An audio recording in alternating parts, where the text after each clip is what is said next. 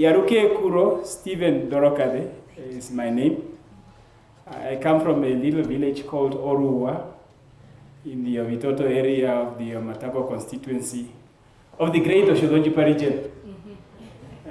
Vivian also comes from that village. So, for some coincidence, you've got two Oruwa products speaking to you this evening. We didn't caucus before this. I didn't know that she was coming to this. She didn't know that I'll be part of the program tonight. So there is no conflict of interest. We just put it out there. I work for the Namibia Revenue Agency. I also work on the Namibia Revenue Agency. And we're working on it because it's a new entity. It has only been in existence now for 41 months. But before I speak to you about the NamRA story, I have serious reinforcement tonight. So if you think I'm just alone and you are going to attack me and do all manner of things, you are in for a good surprise. I'm with very capable colleagues who, as and when required, could also be engaging you. Let me introduce, if you can rise so that everybody can see you. Her name is Marnane Aidola. She is the acting head of domestic taxes within the Namibia Revenue Agency. When you're paying your taxes, you're paying to her department. So that's how central and key she is to the operations of the Namibia Revenue Agency. Thank you so much. I'm also accompanied by a team from the Strategic Communications and Support Engagements. Dortia, if you may rise. Her name is Dortia Mulilo. She is at the heart of our operations. She runs our office, our department, administratively. And then I can attest. You can attest? I can attest. Thank you. And then Jean-Re Pretorius is with us as an intern, but really on the engagement side of it. Jean-Re, please. Thank you. They are very young, eh? And you see how they are dressed, eh?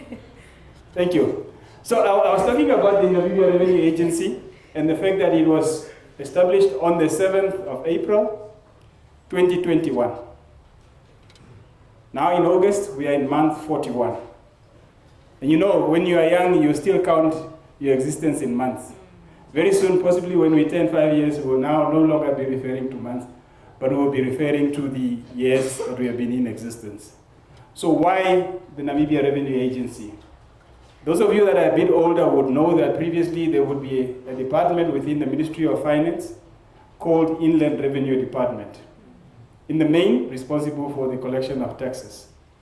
Then there was another directorate within the same ministry called the Directorate of Customs and Excise, responsible for everything that comes in and leaves the country, besides the people. The immigration deals with the people. We deal with anything that you carry with. That has then since been merged with the establishment of the Namibia Revenue Agency.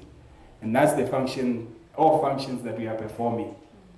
Collecting revenue, facilitating legitimate trade through the customs activities, but also as part of the mandate, we are entrusted with the protection of this society, the Namibian society. And that has to do with ensuring that only legitimate and allowed products are actually entered into this country, also allowed to leave. If you were looking for a mandate and the responsibilities that we're entrusted with, that's what it is. Our vision, we aspire to become a world-class revenue agency, serving with passion to positively impact the livelihood of every Namibian. As it relates to aspiration around world-class revenue agency, the good news is that we are on our way there. We are already seeing it. But what does it mean for us?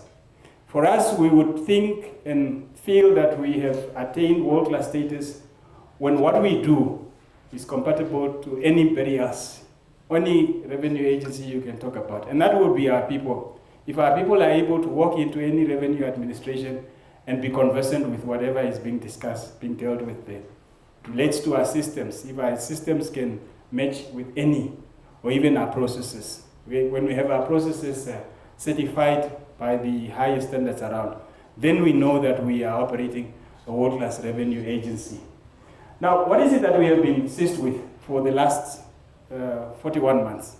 At the heart of everything that we do are our people. In the next slide, we'll be talking to you as to how we have grown that. But we really needed to, there was a time in September 2020 when there was only one employee on the payroll of the Namibia Revenue Agency. Soon you'll see where we are. And it was really a deliberate effort to ensure that we are well capacitated in terms of human resources, ensuring that we got the right people in the right positions. Then is systems. Systems are serious enablers. And there are two key systems that as business people you would be interacting with. That would be the Integrated Tax Administration System, ITAS, for taxpayers, as well as the Asikuda system for traders. And there's serious work being done around that to ensure that they work, not only work as in being on air, online, but also being efficient and effective and customer friendly. And then there are processes. Serious work is still going on into that because we think as it relates to us offering the services that we need to be offering, we really need to get our systems right and our processes right. And serious work is going there. All business units within the Namibia Revenue Agency have a serious task in ensuring that we capture our processes as they are, but we revise them so that they are able to respond to what we are entrusted with. Exciting part of it, we have been seized with entrenching a new culture, a culture that speaks to professionalism. When we arrive, you know that we have arrived. When we show up, and we are deliberate about it through the dress code. But then we are told it's not enough to just appear properly dressed. What does it mean? You need to prepare. You need to ensure that you can engage the subject matter that you need to engage. But also you deliberately arrive earlier on time. When we came here, many of you had no shoulder. It's not by coincidence.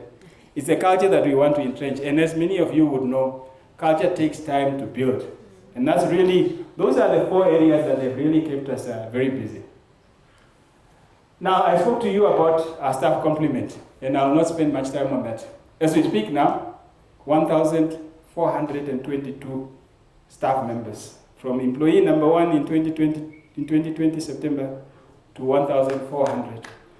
But why so many? Any lawful, legitimate, proclaimed entry point within this country, there would be NamRA representation.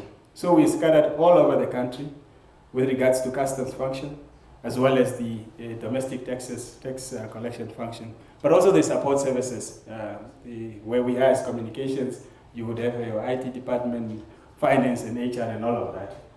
And in everything we do, we say we are serving with passion. If we may. Now, when we talk about, of course, there is the legitimate reason for why we have been established. And that's really to collect tax and ensure, and we see ourselves as a serious enabler for the Namibian state. The Namibian state will function well when we do well with tax collection. Because it's through what we collect in taxes that when the Minister of Finance talks about the revenue that is available at his disposal to allocate to the various projects, programs, and activities of the government, it's through that. So we know that we are a serious enabler for the functioning of the state. And we say, if we are going to be judged as to whether was it the right decision to establish the Namibia Revenue Agency or not, there are 2 areas. One is the service that we offer. The other one is the revenue that we collect. The other things we might do and we might be faring well on it, but if we are not collecting enough revenue, and if the experience as it relates to our services is not satisfactory, then we would have not arrived yet. So what have we done? Since our establishment, our first financial year would have been 21-22. During that year, we collected net revenue after having paid the refunds, $52.9 billion. 21-22. 22-23, 57, plus billion Namibian dollars that was collected. The financial year that ended in March this year, 23-24, we collected $77 billion net. We paid about 10 billion in refund during that financial year. Now, when you have regard to the first year, which was at 52.9, and in year 3, we are at 77, billion. That surely justifies as to why we should have been created as it relates to tax collection. We know there's work to be done around service. So what are some of the things that is really, there are pain points. There are pain points, there are things that we have been beaten about.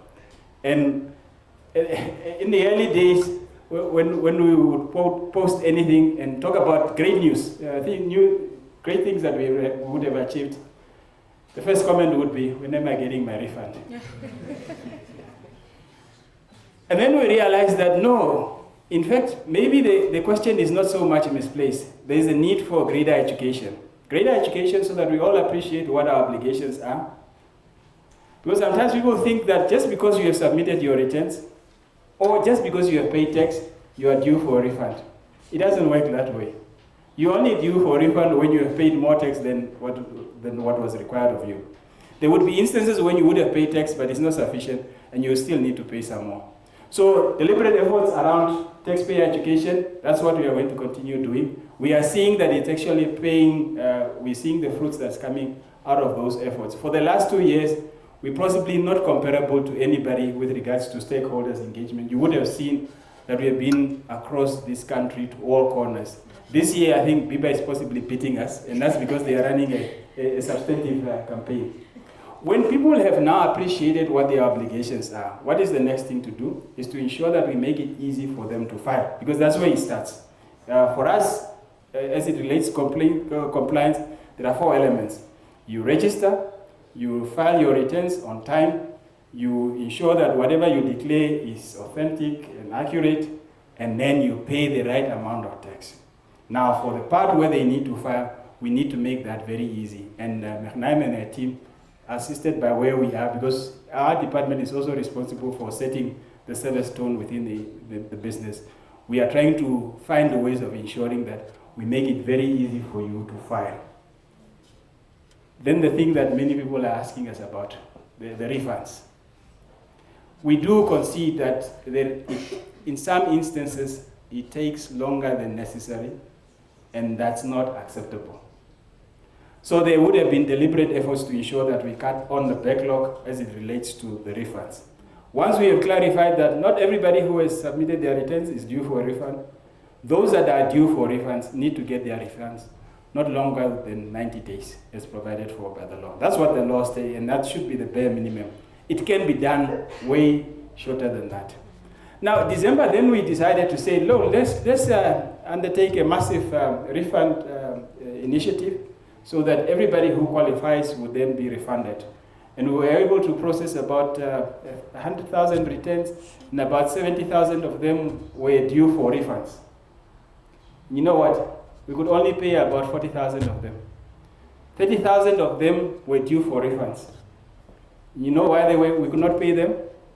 Because they have not updated their bank accounts, amongst other things. Yeah. Or they would have been due for a refund, say for instance, for 2023. But there is an outstanding return for 2022. Therefore, we cannot give you a refund because we don't know when we do the assessment for 2022, it might even cancel out the refund that's due to you for 2023.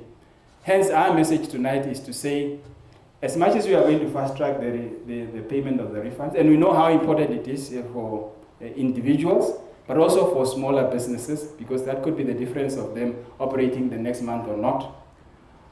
But your details need to be up to date. Your returns must be submitted on time, but your account details must be up to date, because that's the only way we're going to pay the refund. We're never going to pay cash or checks. Those days are long gone. So that's our appeal to you to say, once we are working on our processes to ensure that they meet the timelines that we would want to see, on your part, please engage with our system, the ITAS system. We have had experienced problems this week, but aside from this week, its uptime is quite a very reliable system, and it's there at your convenience, wherever you might find yourself. You don't have to be within the borders of Namibia to be able to transact with us. Really, as a start, that's our message for you this evening. Thank you so much.